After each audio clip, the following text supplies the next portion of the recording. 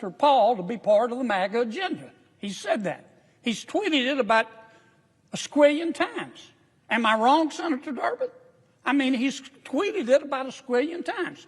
And he's going to veto Senator Paul's bill because his name is on it. He's going to knock it to Uranus. He's going to knock it into a new zip code. And then what have Rand and I done? We put on a pretty performance. I want to pass something. Now, I tried to pass my bill preventing members of Congress from being paid. And you can pretty it up all you want to, but Rand objected. And I'm not judging him. I'm not judging anybody who's taking their salaries. I'm not taking mine, but I'm not judging anybody. But what's good for the goose is good for the gander. And you either think members of Congress ought to be treated like everybody else, or you don't. You either think that we're more important and smarter and more virtuous than the American people, or you don't. And I think we ought to be treated the same. Now, having said that, I said I agreed with what Senator Paul said. I'm just worried his name on the bill is going to get knocked out of the park. So I'm going to put it in my name. Let's do what, it's not Senator Paul's bill, it's Senator Ron Johnson's bill. And what Ron Johns is, we call him Ron John, I'm sorry, Senator Ron Johnson from the wonderful state of Wisconsin. What Senator Johnson has proposed, and I voted for it repeatedly, says, look, if you're deemed an essential employee right now, you're working, but you're not being paid. Senator Johnson's bill says, we're going to pay you. I voted for that. It also says if you're furloughed, if you're deemed to be non-essential, then you're not working, but you will get paid once we come out of this shutdown. Does that make sense? That's what Senator Ron Johnson has proposed. And as I told my good friend Senator Paul, I agree with him. Senator Paul's name is on that bill. It's going to be vetoed 6 ways to Sunday. I'm going to try to put my name on the bill. Maybe it'll get passed, maybe it won't, but I think I have a better chance than Senator Paul. That's just my personal opinion. It's not meant to be personal. So, for that reason, Mr. President, I tried a third way. It's not my preferred way, but we got to get out of this mess. I ask unanimous consent that the Senate proceed to the immediate consideration of calendar number 191 S302, which, as I've indicated, Mr. President, I think we've got a chance to pass the House with it, and I really don't think President Trump will veto it if I explain to him it's Senator Ron Johnson's bill. And I further ask that the bill be considered read a third time and passed, and that the motion to reconsider be considered made and laid upon the table. Is there an objection? Mr. President. Chair recognizes the senator from Washington. Thank you, Mr. President. Reserving the right to object, let me just say this. We should make sure that every federal worker gets the paycheck that they are owed. And the right way to do that is for Republicans to finally join us and get serious about passing a bipartisan CR so we do reopen the government and prevent health care costs from exploding. Instead, the bill that the senator from Louisiana is asking for unanimous consent for actually lets Donald Trump and Russ Vought decide who they want to pay during a shutdown, and that will allow them to stiff everyone else. President Trump has said he will only pay the people he wants to.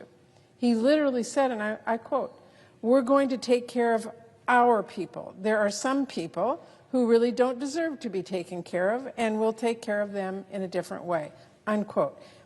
This bill would actually let Trump do exactly that. Mr. President, we should make sure all of our workers get paid, not just the workers Trump likes. So the best way to do that is for, of course, Republicans to sit down with us as Democrats, work out a solution to reopen the government. If instead you do as the senator from Louisiana suggests here, then at a minimum, it should cover all employees. And that proposal is out on the table with Senator Van Hollen and Senator Peters. Thank you, Mr. President. For that reason, I object. Objection is heard. Chair recognizes the senator from Louisiana. Mr. President, look, I get it. You know, this is why we're in a shutdown. I just proposed a bill, it was my third choice, but it was better than nothing, to say everybody gets paid. And my good friend from Washington State objected.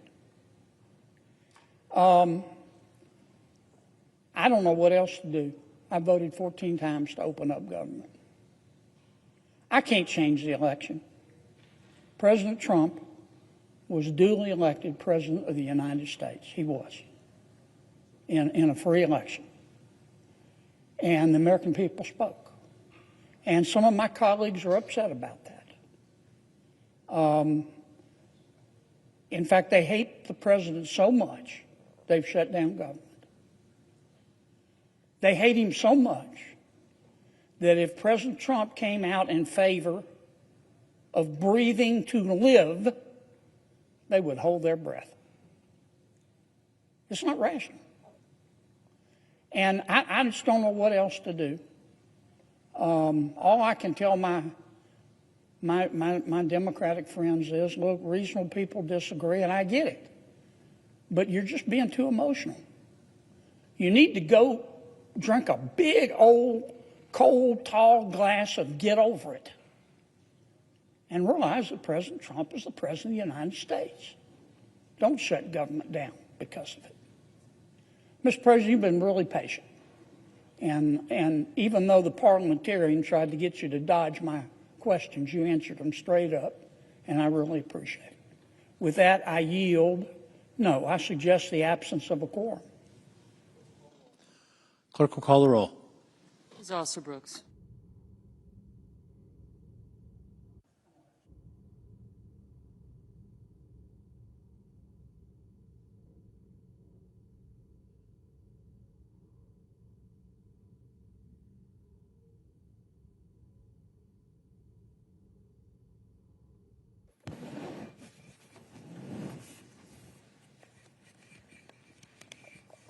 I tell you, the stupid didn't hear, Darvin.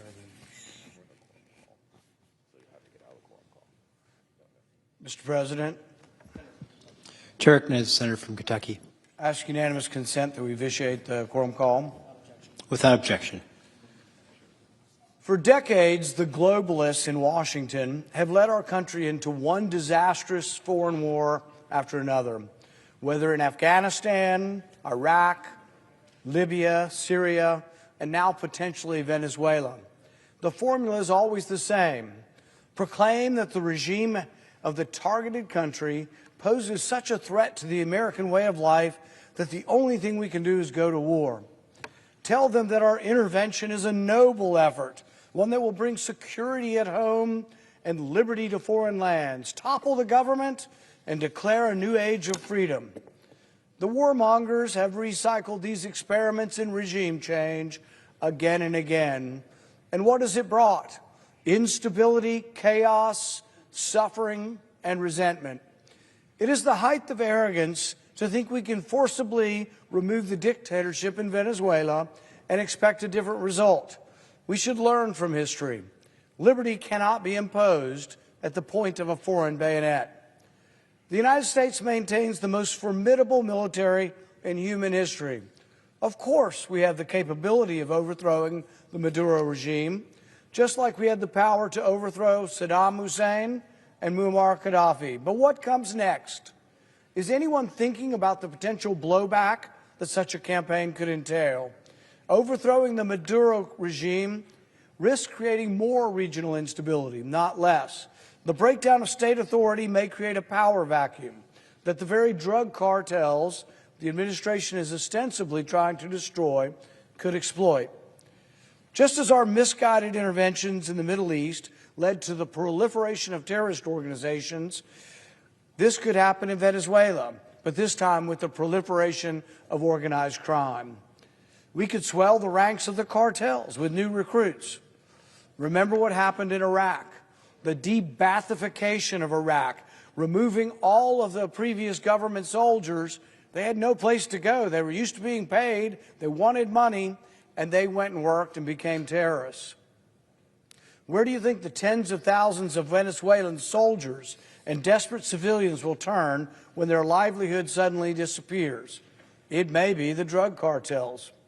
In its hubris, Washington may very well empower the cartels and make the drug problem in our hemisphere worse. Certainly, any war will exacerbate the already precarious humanitarian crisis in Venezuela and lead to mass migration into neighboring countries already struggling under the strain of millions of refugees. And rest assured, many of those who flee the disaster or the war that will come will make their way to the United States. Most consequentially, any military operation comes with the risk that American service members will be killed or wounded. We owe it to our service members to only send them into harm's way when vital American interests are at stake.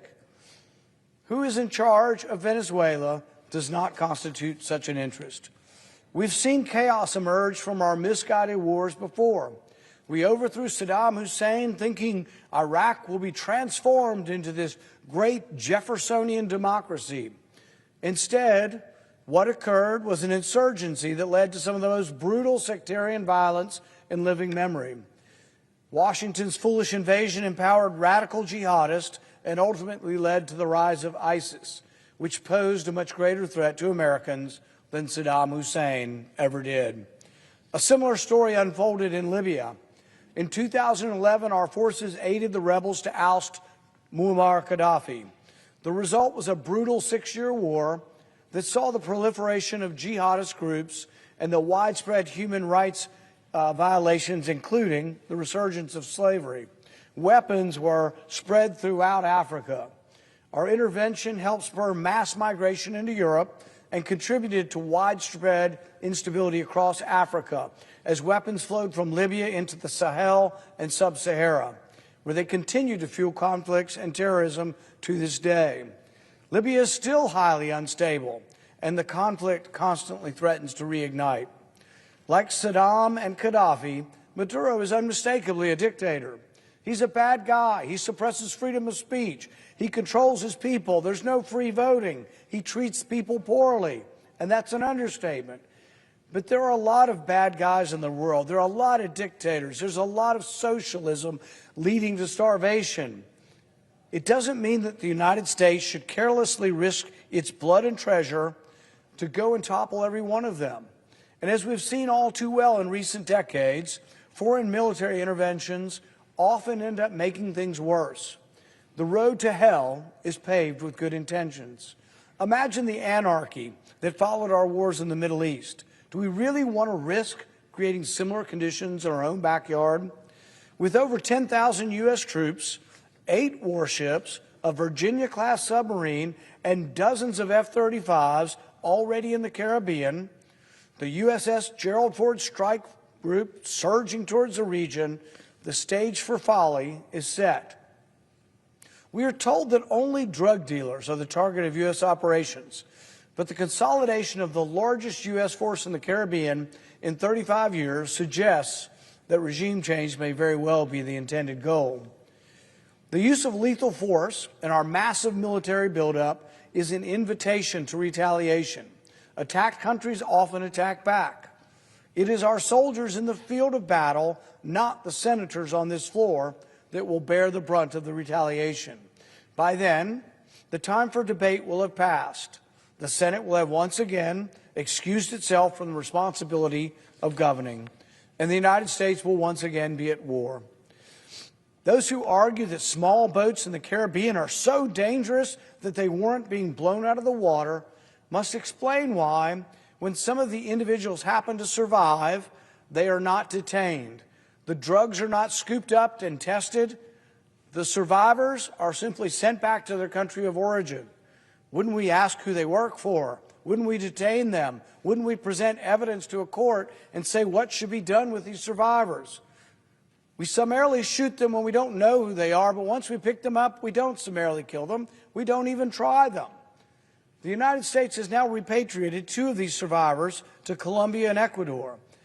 If, as we are told, these groups constitute our threat to our security equal to al-Qaeda, that they are somehow narco-terrorists, then why are we allowing these individuals to go home? The truth is that these arguments are nonsensical.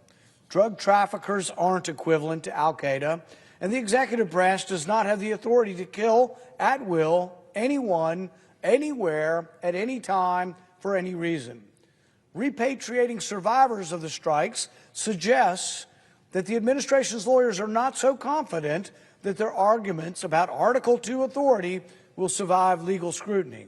Or perhaps they're not confident that they can even bring drug convictions in a court.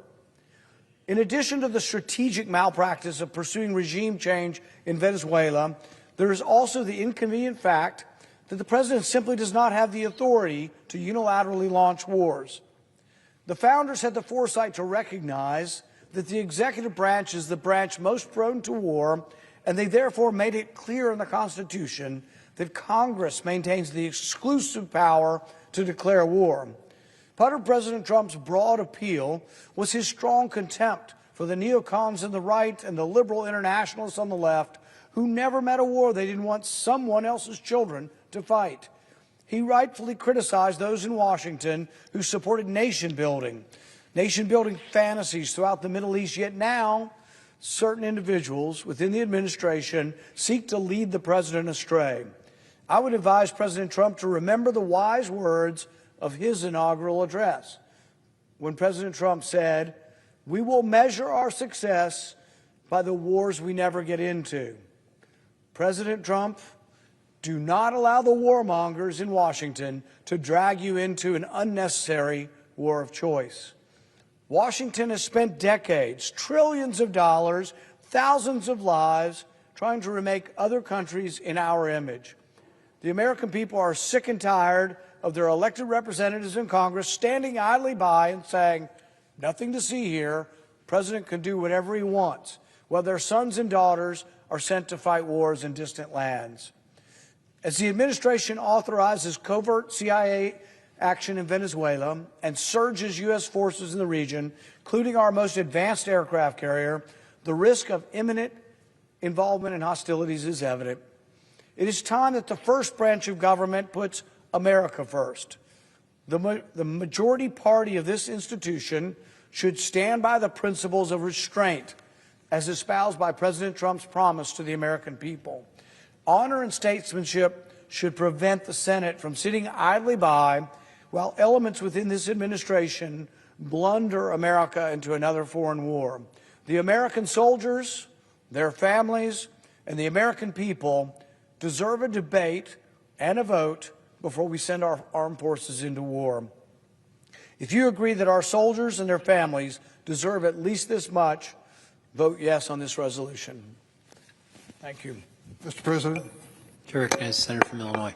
Mr. President, I want to thank Senator Kane for Senate Joint Resolution 90 and ask unanimous consent to be added as a co-sponsor. Without objection. We are here debating a central constitutional precept, and I'm glad we are. Throughout my career in the House and Senate, I have tried to be consistent on this issue and respect the Constitution and its wisdom.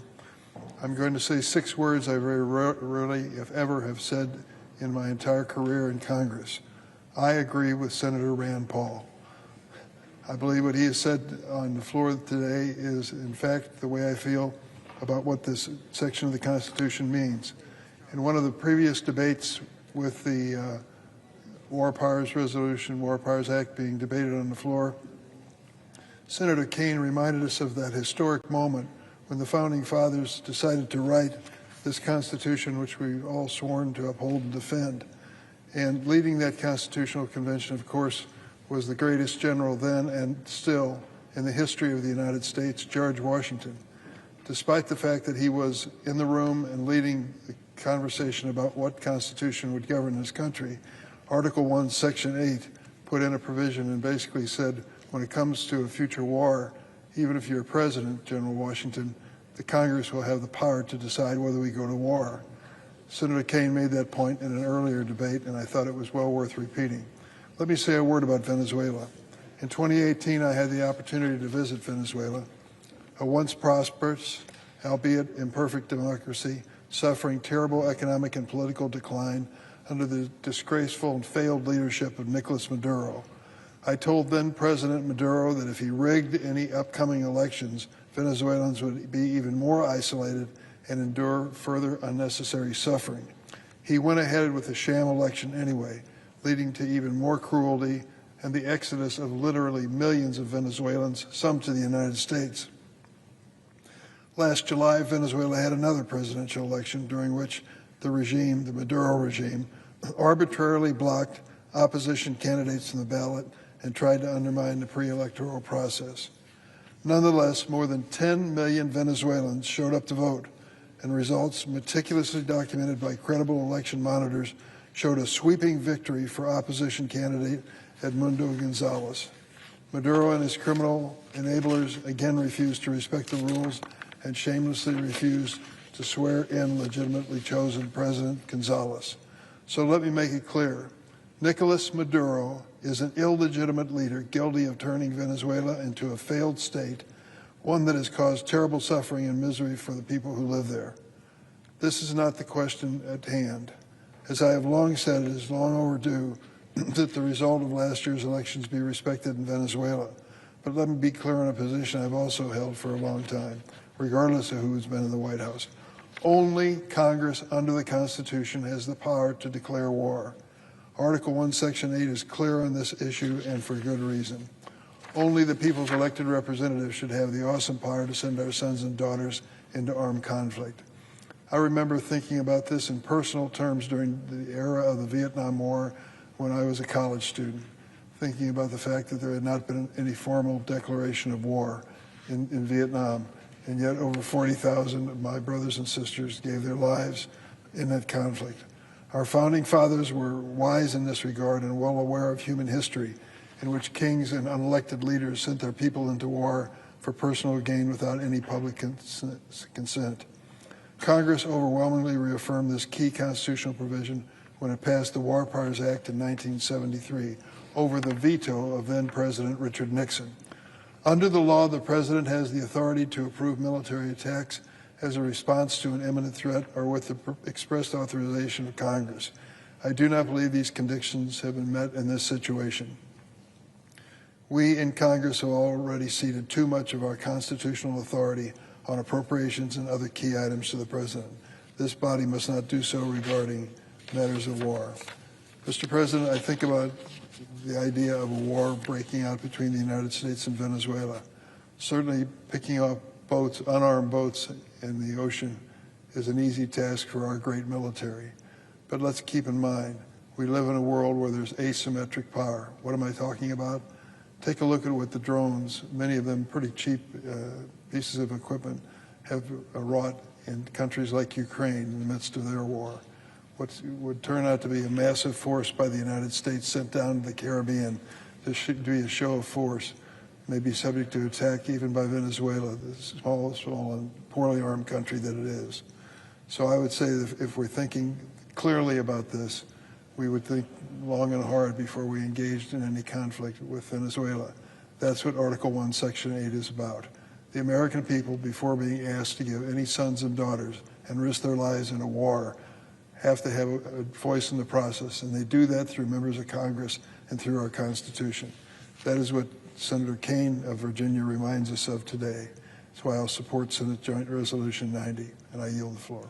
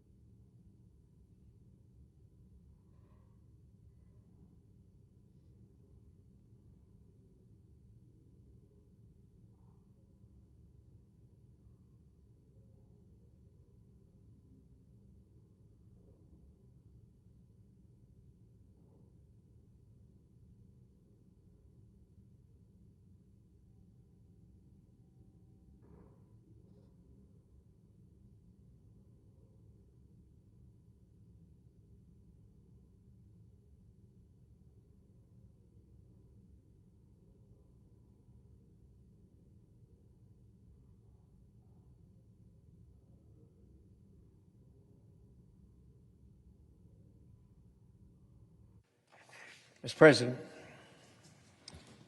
To recognize the senator from Idaho. we're not in a quorum call, is that correct? That's correct. Thank you.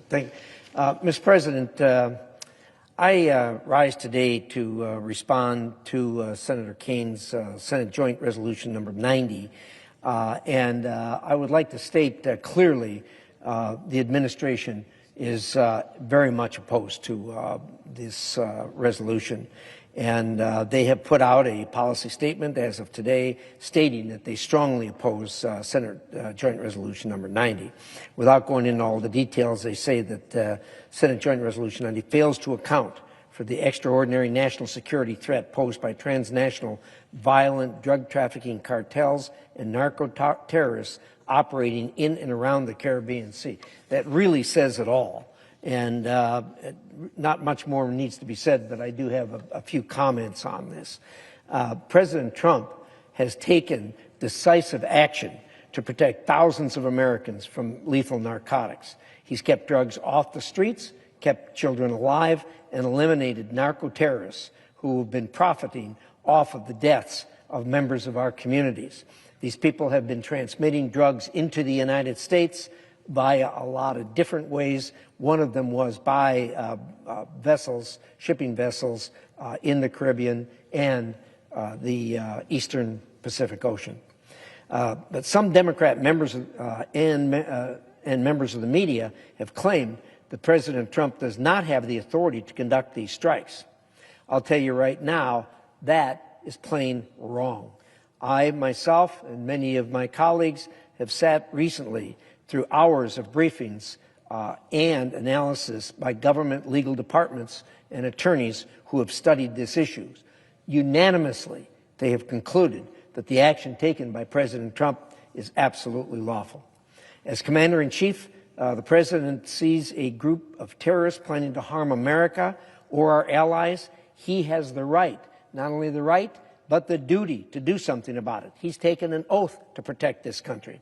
And I and the majority of my colleagues are glad that the President took this action. Now, for some reason which I don't understand, the people who oppose the President's action somehow make a differentiation between drugs and explosives. If these were explosives that were on ships being brought to the United States by terrorist organizations to be distributed through the United States and kill and maim Americans, people would say nothing about it. These drugs are no different than that. They do the exact same thing. They kill people by the thousands in the United States. President Trump is doing what needs to be done to protect the American people, just as he has done before. Take, for example, the recent defensive strikes against the Houthis in the Red Sea. This went on for some time. When the Houthis threatened the U.S. ships in the Red Sea, citing Article 2 of the Constitution, the President took action to eliminate the terrorists threatening our troops and U.S. commercial shipping in the Red Sea. These strikes are fully compliant with the War Powers Resolution and fully compliant with the President's Article 2 constitutional authority as Commander-in-Chief of our armed forces. Prior presidents did not need, nor did they seek congressional authorization to defend America in this Western Hemisphere. Panama and Grenada are two examples that Republican presidents also took action in our own backyard to go after threats to the American people.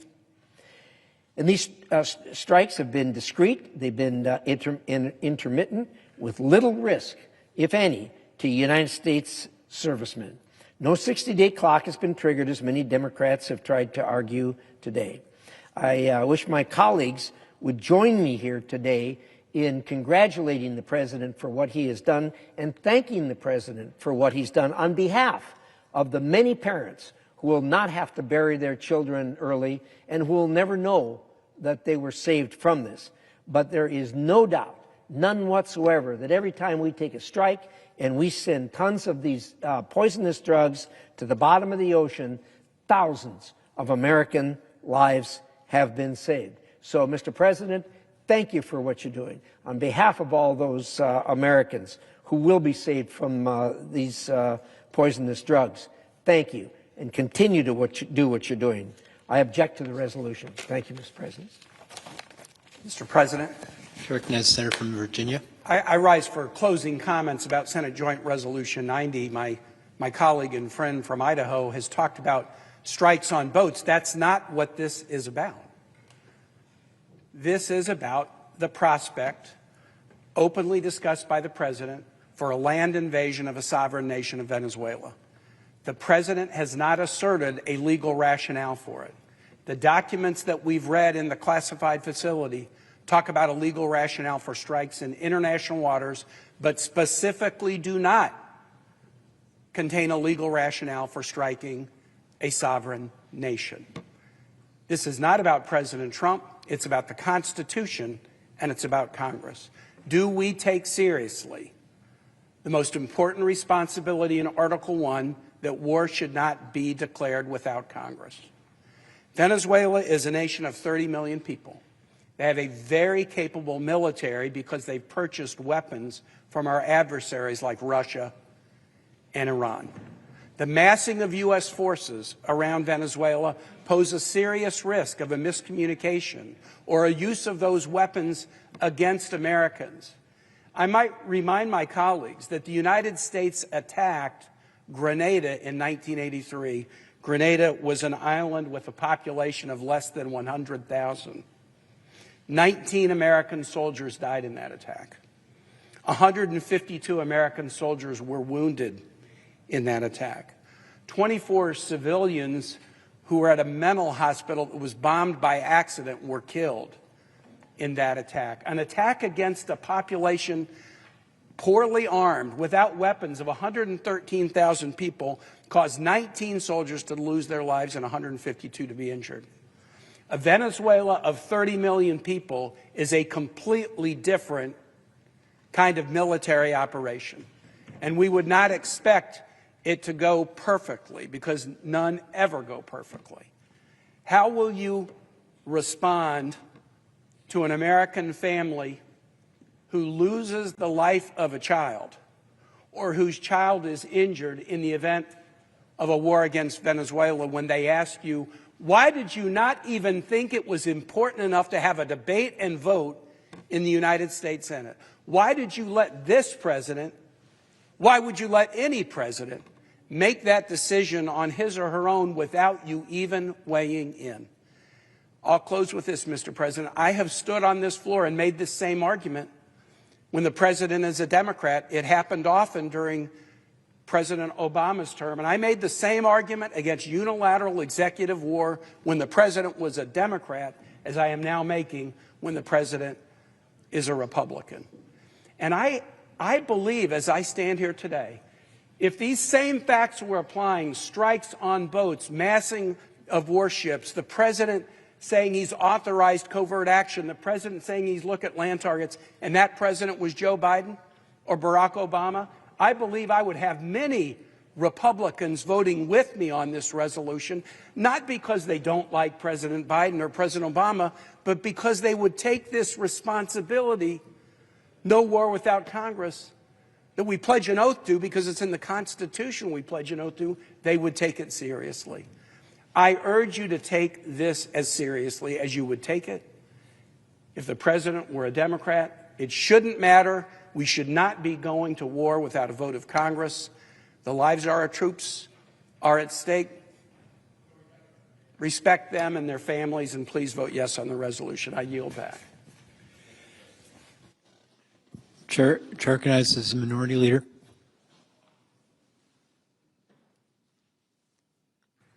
Mr. President, first let me thank our great senator from Virginia, Senator Kaine. He has been the most vigilant watchdog against over-encroachment of the military. He has been the most vigorous watchdog at making sure Congress's power to make war and engage in acts of war are upheld. There are many presidents, as Senator Kaine pointed out, who try to push the boundaries, but no president has pushed the boundaries more than President Trump. And Americans need Kaine here to do just what he is doing. Thank you, Senator Kaine.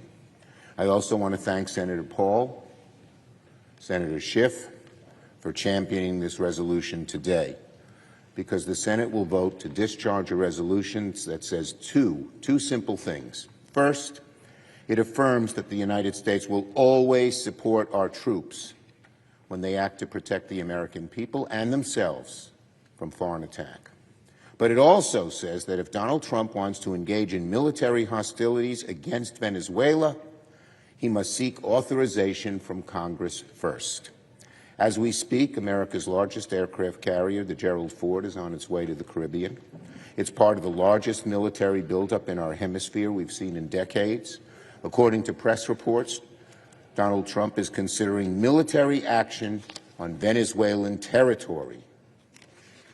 But it also sounds like nobody really knows what the plan is because, like so many other things with Donald Trump, he keeps changing his mind. Who knows what he'll do tomorrow? To date, we have heard no clear goals, no clear timetable, no clear explanation for what Donald Trump's objective is in Venezuela. This is unacceptable and it's dangerous. Even at our briefing with Secretary Rubio yesterday, we walked out of the room with more questions than answers. We need a clear explanation. I am demanding a full senator's briefing on this issue, Venezuela and its intervention there, at once. In the meantime, the Senate must act today to discharge this resolution.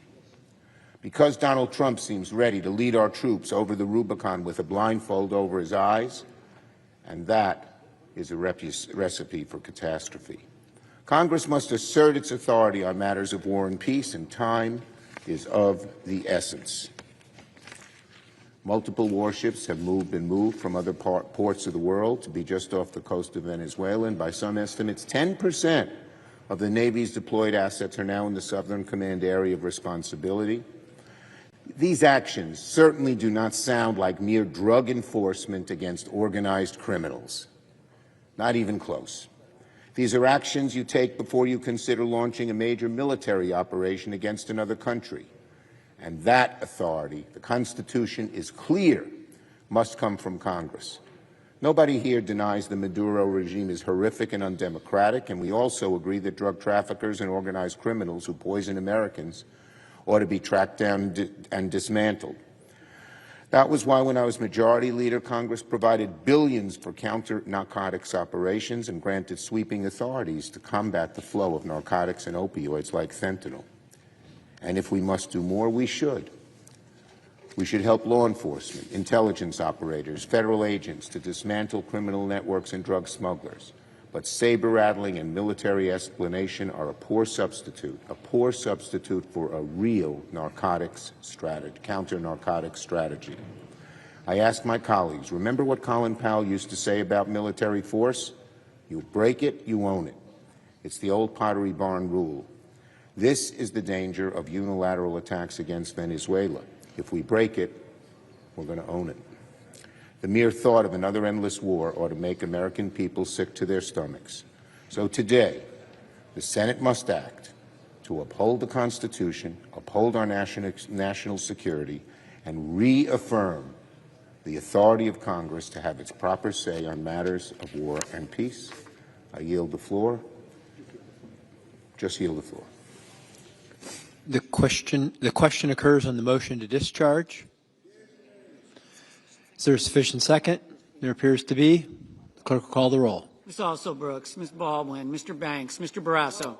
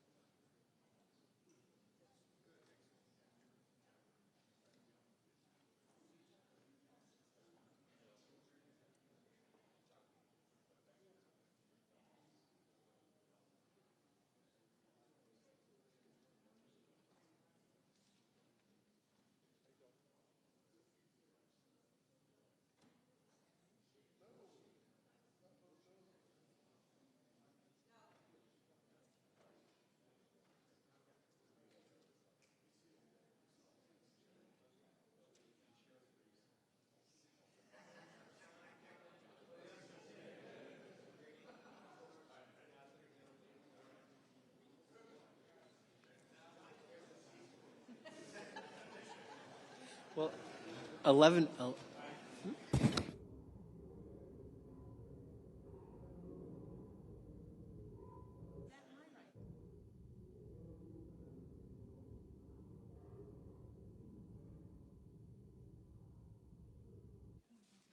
Mr. Bennett. Mrs. Blackburn. Mr. Blumenthal.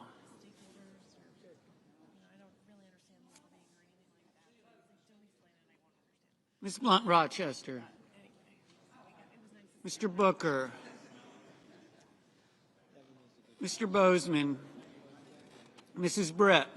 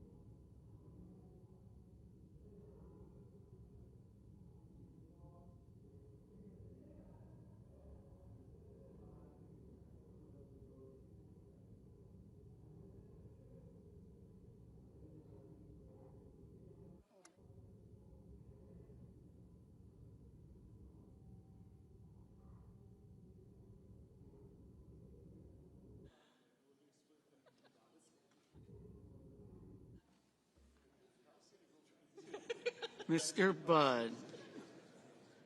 Ms. Cantwell, Mrs. Capito, Mr. Cassidy, Ms. Collins, Mr. Coons, Mr. Cornyn, Ms. Cortez Masto, Mr. Cotton, Mr. Kramer, Mr. Crapo, Mr. Cruz, Mr. Curtis, Mr. Daines, Ms. Duckworth, Mr. Durbin, Ms. Ernst, Mr. Fetterman, Mrs. Fisher, Mr. Gallego, Mrs. Gillibrand, Mr. Graham, Mr. Grassley, Mr. Haggerty, Ms. Hassan, Mr. Hawley, Mr. Heinrich, Mr. Hickenlooper, Ms. Hirono, Mr. Hoven, Mr. Husted, Mrs. Hyde-Smith, Mr. Johnson, Mr. Justice, Mr. Kane, Mr. Kelly, Mr. Kennedy, Mr. Kim, Mr. King, Ms. Klobuchar, Mr. Langford, Mr. Lee,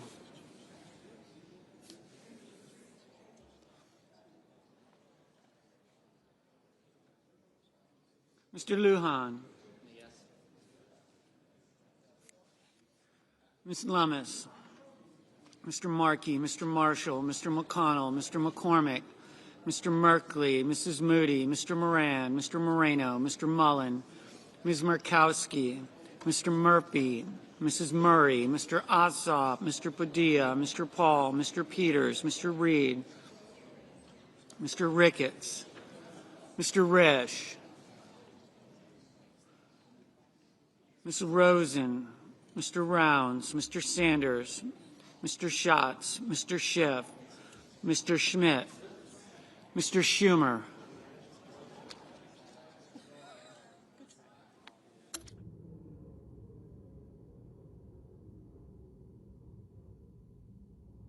Mr. Scott of Florida,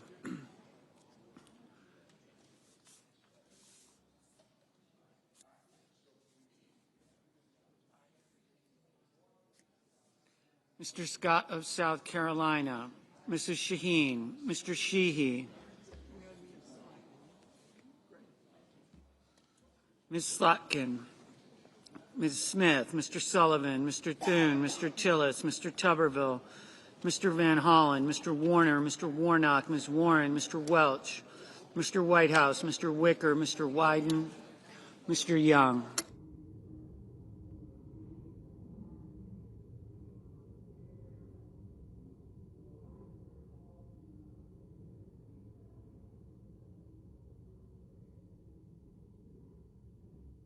Senators voting in the affirmative: Cantwell, Coons, Cortez Masto, Durbin, Kim, Merkley, Padilla, Paul, Warner, Wyden. Mr. Schumer, aye. Senators voting in the negative: Barrasso, Capito, Cornyn, Cotton, Kramer, Curtis, Daines, Fisher, Haggerty, Hawley, Husted, Hyde-Smith, Kennedy, Langford, Lee, McCormick, Moran, Moreno, Mullen, Ricketts, Scott of South Carolina, Sheehy, Tillis. Mr. Thune, no. Mr. Risch, no. Ms. Ernst, no.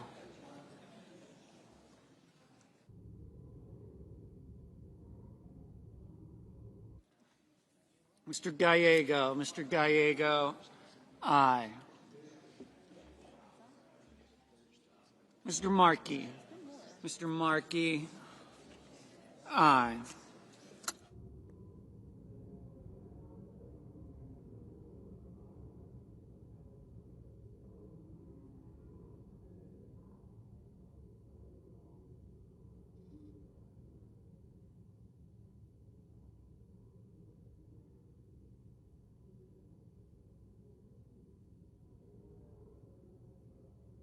Mr. Fetterman, aye.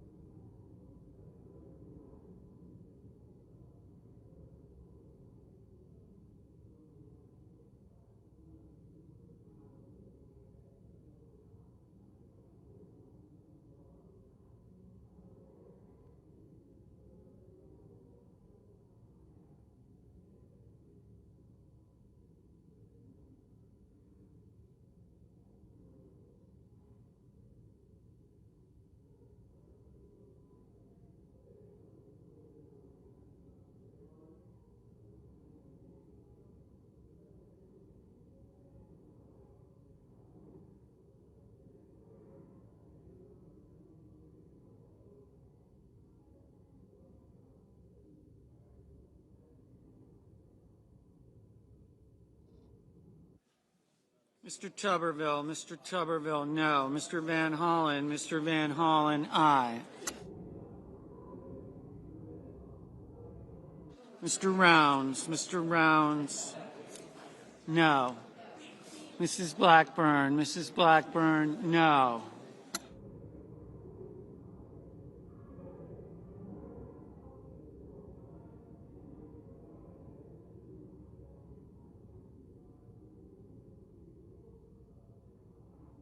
Mr. Bennett, aye.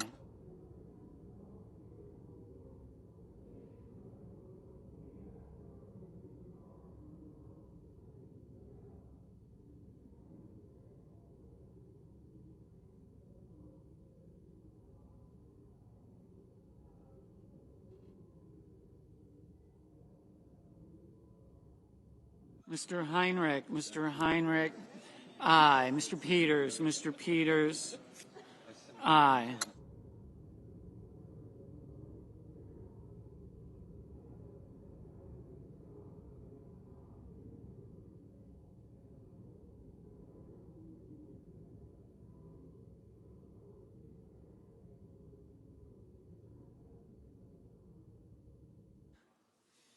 Ms. Baldwin, aye. Mrs. Murray, aye.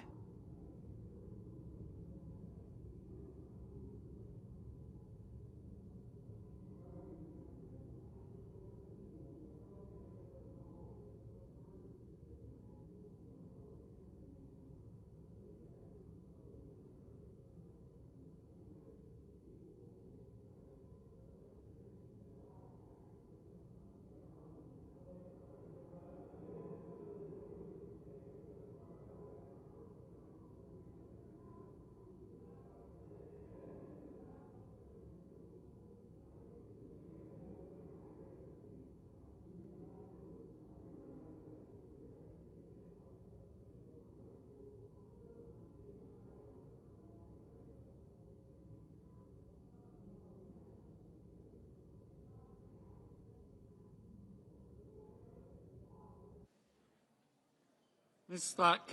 Slotkin, aye. Mr. Grassley, no.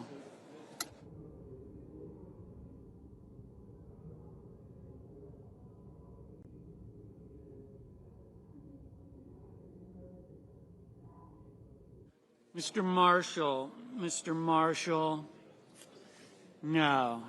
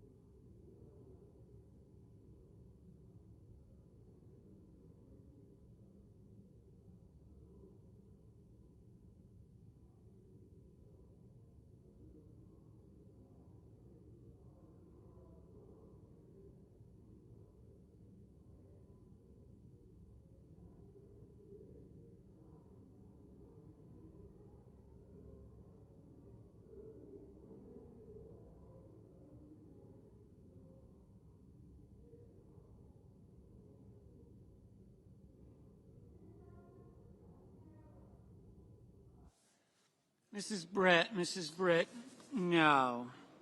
Mr. Reed, aye.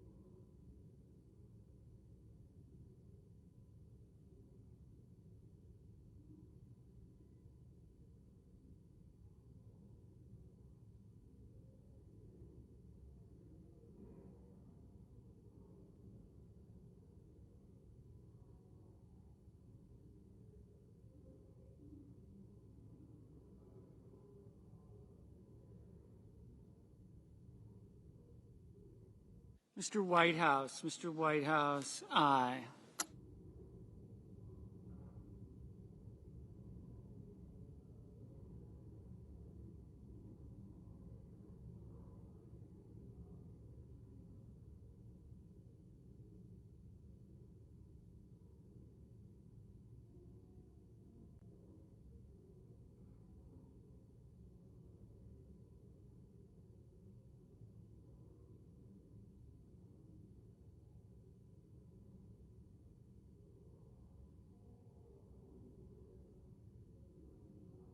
Ms. Also-Brooks. Ms. Also-Brooks, aye.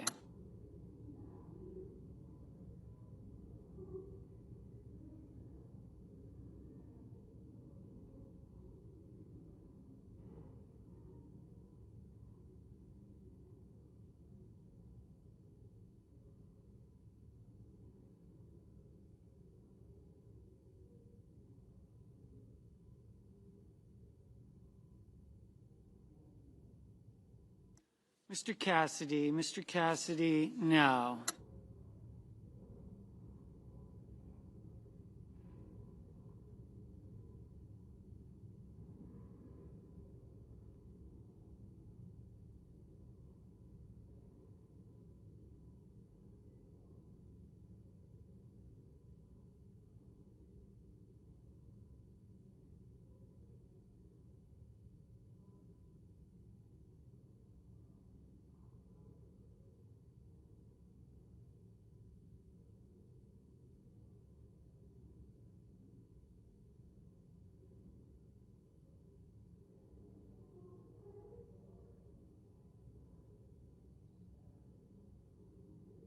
Mr. Schiff, aye. Ms. Hirono, aye. Mr. Graham, no.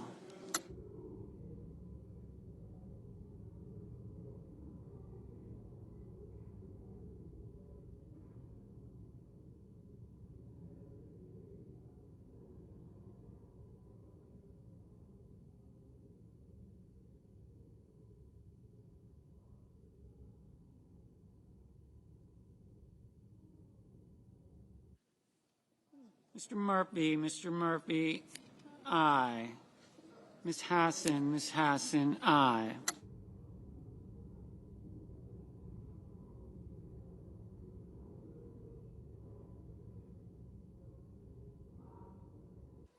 Mr. Schatz, aye.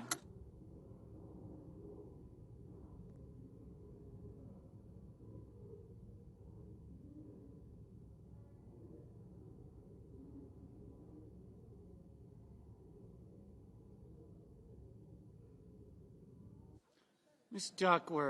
Duckworth, aye.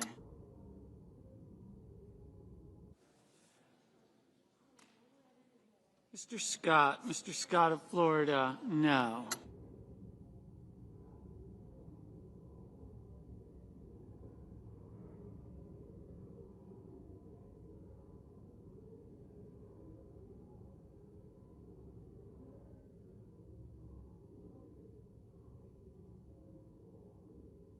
Ms. Smith, aye.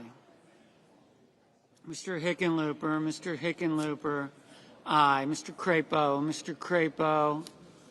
no. Mr. Banks, no.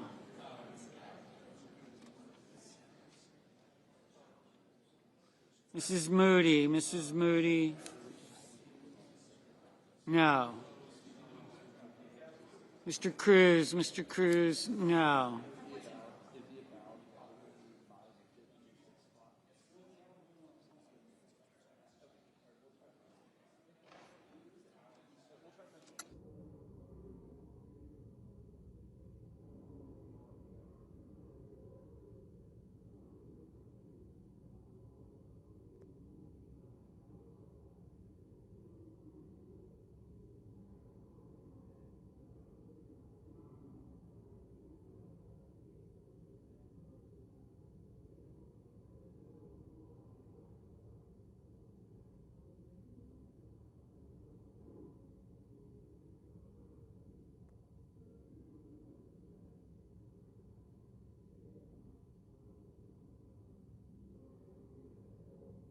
Mr. McConnell, aye.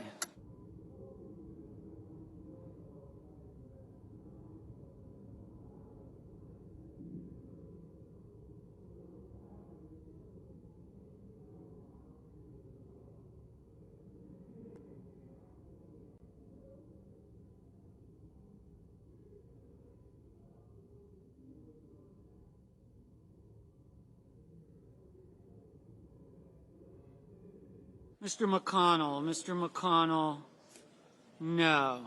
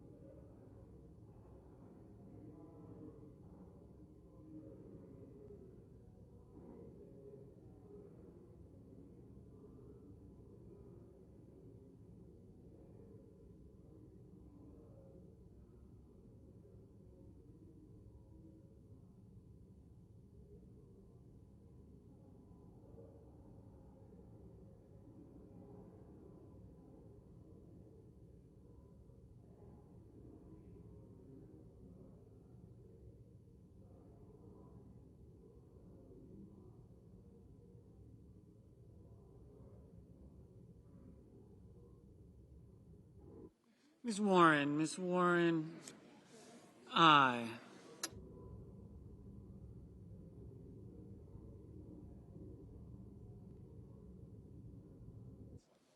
Mr. Johnson, no.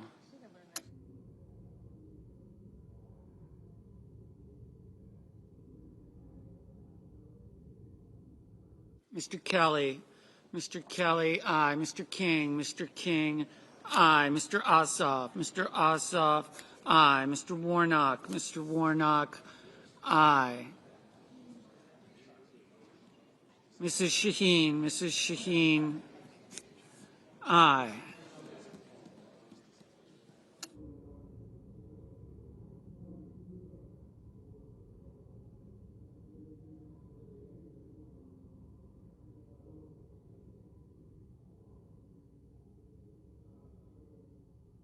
Mr. Sanders, aye.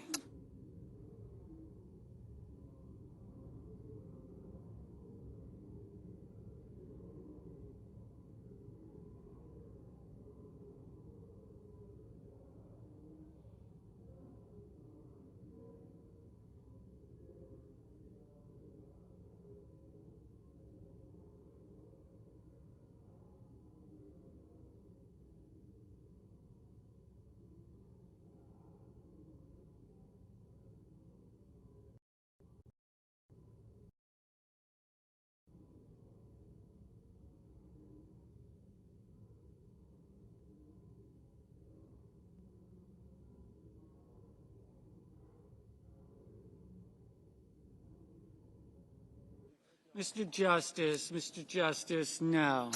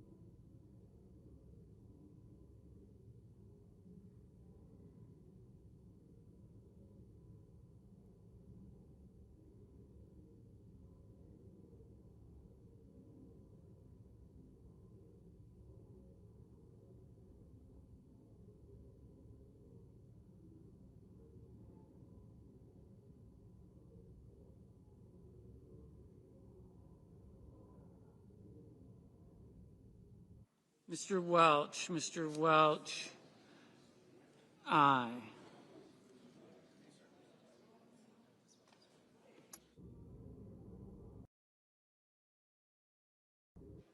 Mr. Hoven, no. Mr. Wicker, no.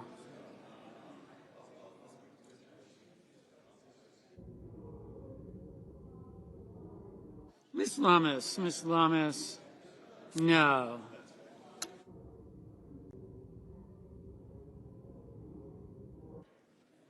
Mr. Lujan. Mr. Lujan, aye.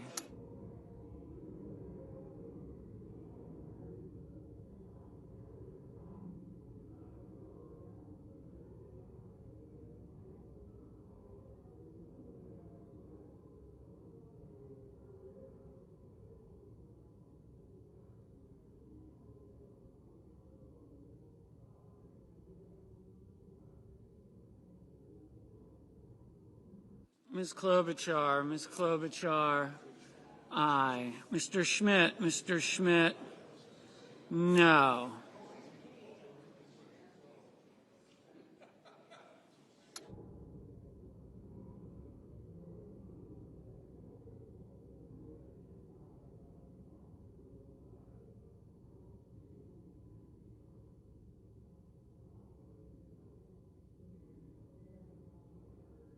Mr. Kane, aye.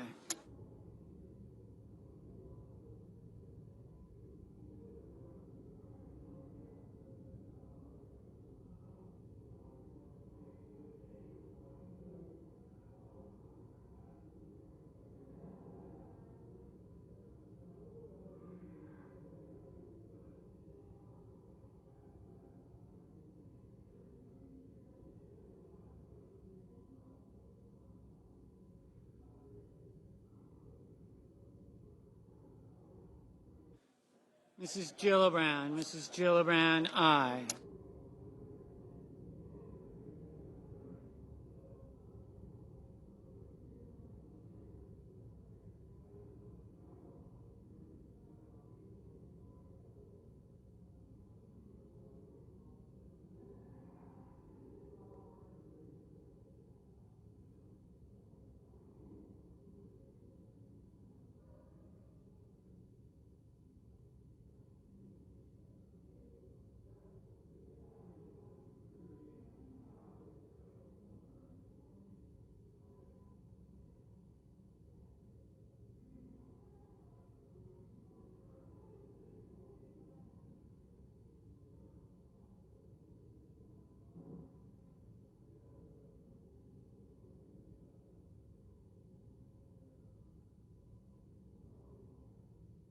Mr.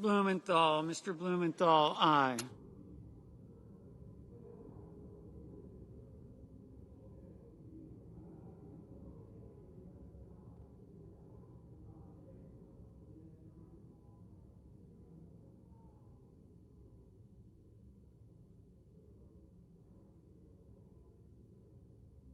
Mr. Bozeman, no.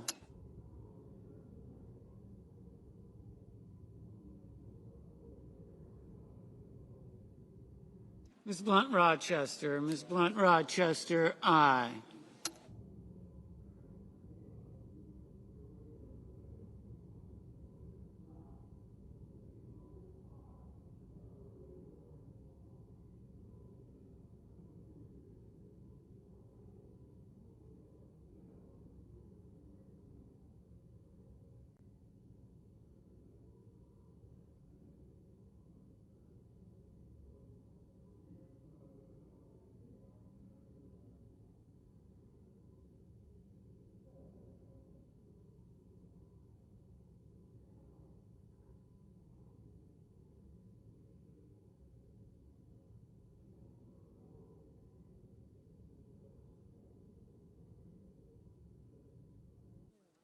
Mr. Budd, no.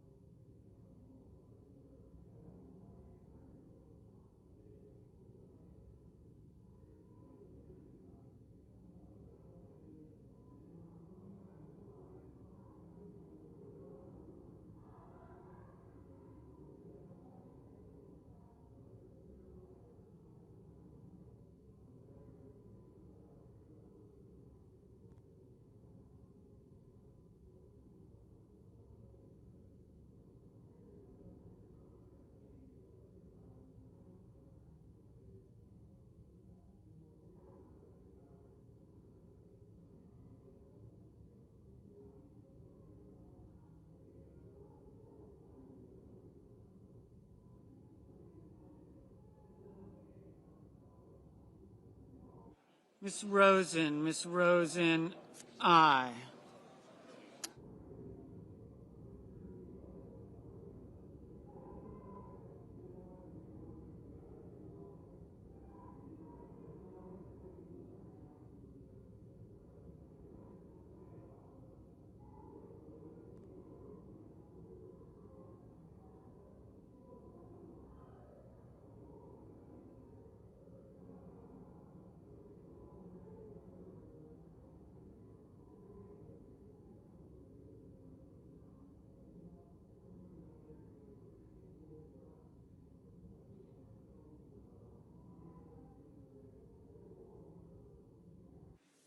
Mr. Booker, aye.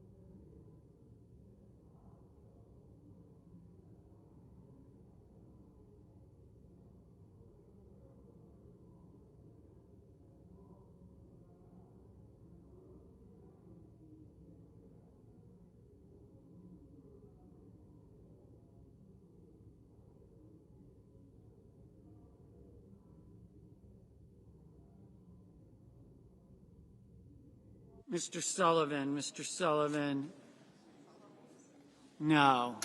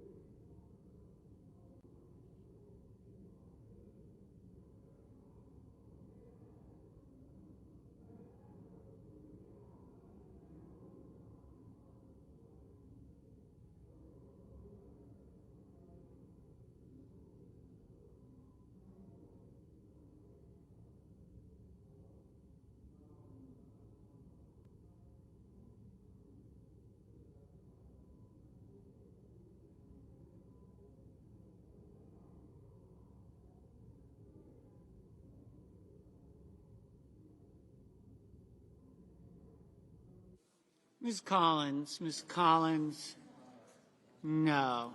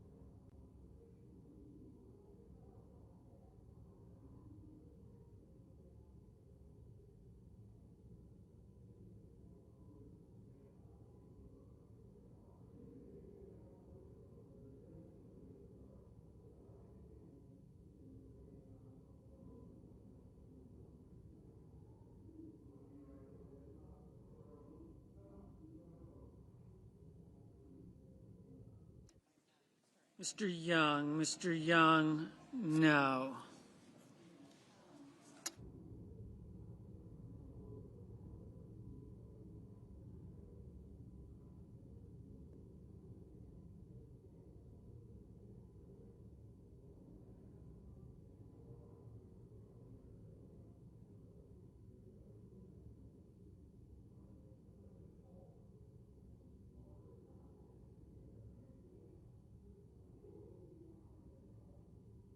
Ms. Murkowski, aye.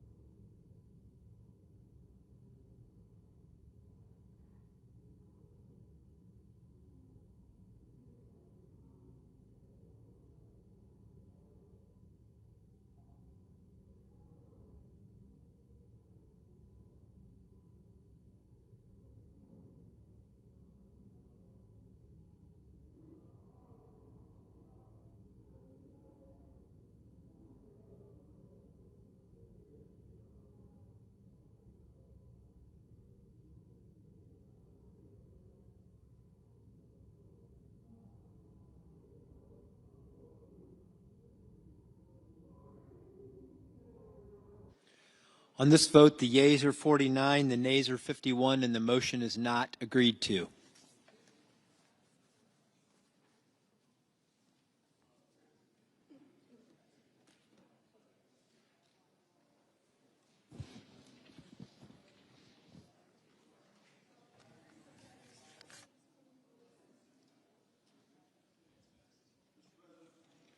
Chair recognizes the Majority Whip. Mr. President, I ask unanimous consent the Senate be in a period of morning business with senators permitted to speak therein for up to 10 minutes each.